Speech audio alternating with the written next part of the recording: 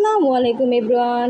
তো আজকে আমি আপনাদের দেখাবো কিভাবে আপনারা ঘরোয়া পদ্ধতিতে গরুর মাংস রান্না করতে পারেন। এই রান্নাটা আমি শিখেছিলাম আমার মায়ের কাছ থেকে। তো প্রথমে আমি একটি পাত্রে হাফ কাপ পরিমাণে তেল দিয়ে নিচ্ছি। তেলটা হালকা গরম হয়ে গেলে এখন আমি এখানে দিয়ে দিচ্ছি 1 কাপ পরিমাণে পেঁয়াজ।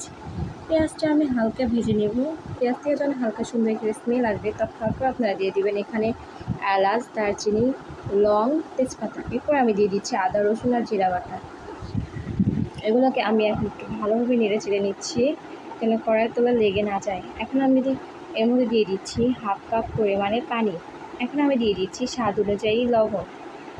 এরপর আমি আরও দিয়ে দিচ্ছি এখানে 1 টেবিল চামচ মরিচ গুঁড়ো, 1 টেবিল চামচ হলুদ গুঁড়ো। এখন আমি এগুলোকে ভালোভাবে নেড়ে চেড়ে নিচ্ছি যেন মশলাটা ভালোভাবে কষিয়ে হয়ে যায়। দেখুন এটা দেখতে কতটা সুন্দর হয়েছে। এখন এগুলোকে আমি ভালোভাবে আর নাড়াচাড়া দিয়ে এরপর ঢেকে দিচ্ছি। এরপর দেখুন এর মধ্যে তেল উঠে আসছে। ঢাকনা খোলার পরে দেখুন কত সুন্দর লাগছে। গরুর মাংসের জন্য মশলাটা যত বেশি কষানো হবে মাংসটা খেতে ঠিক ততটাই বেশি মজা হবে। এরপর আমি এখানে দিয়ে দিচ্ছি 1 কেজি পরিমাণে গরুর মাংস। এখন আমি এই মশলার সাথে মাংসটাকে ভালোভাবে মিশিয়ে নিচ্ছি। এরপর এটাকে আমি আরও 10 মিনিটের জন্য রেখে দিচ্ছি মাংসটা কষানোর জন্য। আপনারা যদি গরুর মাংস ভালোভাবে না কষান তাহলে কিন্তু এটা শক্ত থেকে যাবে।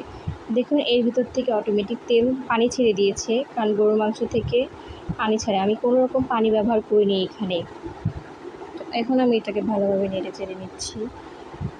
আসলে আমরা বাঙালিরা গরুর মাংস খেতে অনেক বেশি পছন্দ করি, তাই আমাদের সব অনুষ্ঠানে আমরা কম বেশি গরুর মাংস রান্না করার চেষ্টা করি।